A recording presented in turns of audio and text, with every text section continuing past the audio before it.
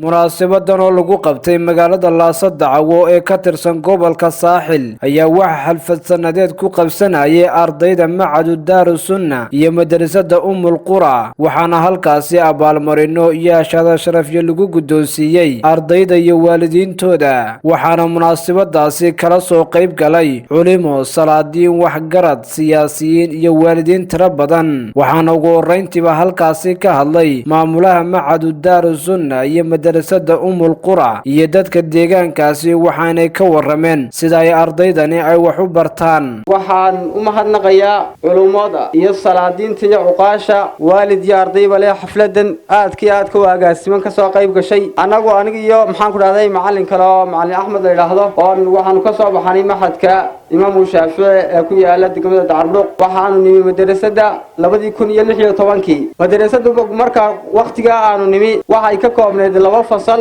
oo ay ardaydu iska sugaan bay ahayd waxa noo soo kordhay soo kale dhisme iyo maxaan ku dhahday madrasad qayb kale noo soo kordhay oo ka kooban 3 fasal iyo xafiis iyo masaajid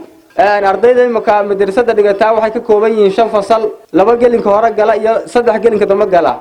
ma sha Allah ta'ala ardayda imaka wax ka barata madrasadu waxay qaybtii u horeysay marayaan jiskii u dambeeyay suuratu baqara ay ku jiraan Abi Hurayrata radiyallahu anna Rasulallahi sallallahu alayhi wa sallam qala man kana يؤمن بالله واليوم الآخر فليقل خيرا أو ليصمت أنا waxaan kamid ahay waalidiinta gaar ahaan ay ardaydu maxadka iyo madrasadda caruurtooda wax ka dhigtaan waxaan ku dhiiri gelinayaa haddii nahay waalidiinta oo la inoo sheegay ardaydeena maanta maqaamkay taagan tahay ay ka taagan tahay madrasad iyo intii maxadka dhiganaysayba waxa la inoo sheegay ardaydeenu inaanay arday hooseeya ama se dhacay inaanay lahayn culimadii ka qaaday imtixaanka ayaa inoo cadeeyay horta waxa aad u qaaliya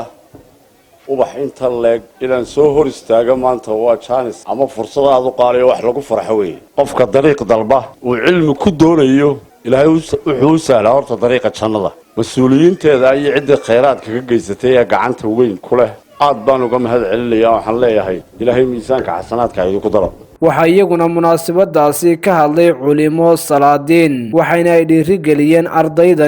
ardayda quraanka aanu ka qaadnay imtixaankii kulay imtixaanka markaanu qaadanay macallimiin fara badan baanu hayn imtixaanka guud ahaan ardayda markaan qiimeeyo kulay sanadkii horena ragii qaaday waan ku jiray sanadkana waan ku jiray ragii qaaday aad iyo aad bay ardaydaas u fiicnaan una wanaagsanayeen guud ahaan horumarka ay gaareen macallimiinta iyo maamulka isku duuban ee Macadu Qura Qura iyo Daarusunna aad iyo aad bay mahadsan yihiin waana ugu mahadnaqaynaa guud ahaan waana ku amaanaynaa waxa lagu farxaa waxa ah ubaxeena iyo sida wax u dhigteen iyo dadaalka ay muujiyeen ilaahay baa mahad iska leh mahadda kadibna waalidiinta ayaa leh iyo macallimiinta iyo culimada kale ee ku dadaalaysa wax la barto waxa ugu qiimo badan hadalka ilaahay subhanahu wa ta'ala kitaabka ilaahay horumarkeena aakhiro horumarkeena adduunyo iyo ka aakhiraba kitaabka ilaahay baa ku jira ilaahay haduu idin waafajiyay oo rabbi subhanahu wa ta'ala uu maanta idin waafajiyay wax barashada iyo diinta rabbi subhanahu wa ta'ala iyo cibaadadiisa ka faa'iideysta si aad uga mid noqotaan sab'atu marka yudilluhumullahu fi dhilli yawmin la dhilla illa dhillu todobada uu ilaahay maalinta qiyaamaha u hadhaynayo maalinaanu har jirin reelaaso waxaan leeyahay berigii hore ingiriiskana waxa ahaan jirteen dhulkii waxbarashada maantana nasiib waxa u hesheen inaa tacliintii diimeed iyo tii maadiga labadiiba isku darsataan oo ilaahay subxaanahu wa ta'ala idin hirgeliyo nicmada inaa lingaxataan oo nicmada ilaashataan oo sidii ay idinkaga xumaanaysaba ka ilaalisaan waa iga waano horta maanta maalin ay ka farxad badan tahay ma jirto waayo halkan maxaa lagu hayaa hadalkii ilaahay iyo hadalkii rasuulka labadaana waxa ka qiimo badani oo meel lagu sugo ama la dhageystaa ma jiraan ilaahay kuwa aakhiriya adduunyada bay naanfaca ha ka yeelo waa dacwada faafiyo adikuna kuwa idinka maqan gaarsiya man dalla khayrika faacilihi ina noqotaan ka qof xitaa tusaajarkiisa ku soconaye